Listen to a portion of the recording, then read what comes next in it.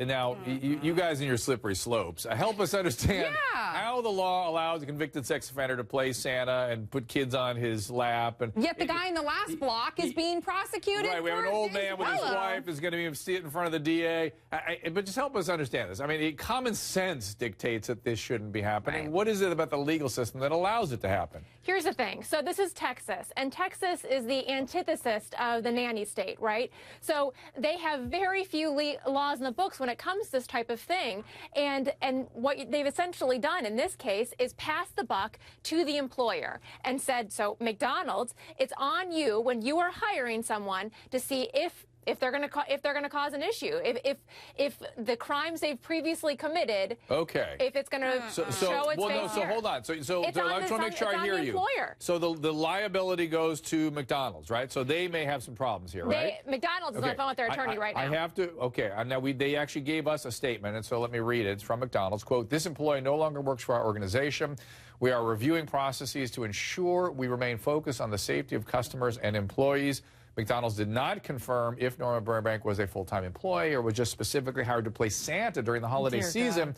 So we don't know what sort of background check was performed before he was hired, or if he was just a guy they pulled out of the fryer to sort of put on a suit and run through the playground there. I don't know. Jeez, Judy, the law Dr. says Drew. he can play Santa.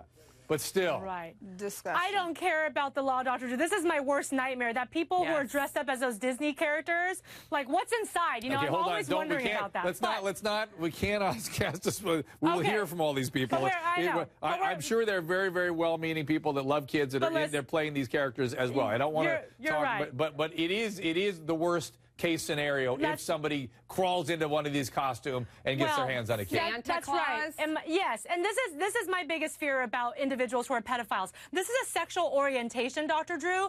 It's not really about changing their sexual orientation. They're going to be attracted to children. Yes. So you have to actually control them behaviorally so they don't commit these crimes to hurt other people. And so putting him in a Santa Claus suit and letting kids sit on his lap, that's like letting a child be running around amok in a candy store. Well, no, it's like telling a heroin addict go live in a crack house or a shooting gallery or something. It's like that's not a safe place for somebody with those proclivities. Right. Vanessa, I know you've got some thoughts here. Imagine though your daughter was sitting on this guy's lap. And that was my first thought, because we recently did the whole Santa pictures and on the lap and smiling for the cameras, and she didn't look not too happy, by the way. I saw those. Well, the first one she didn't, but the second picture was actually really great, and she enjoyed the experience. And let me tell you, I usually try to be a rational person sometimes, but let me find out that this Santa had anything in his background, and I am liable to take a knife to his penis and he wouldn't have it anymore. Like, I don't play with my children. Wow.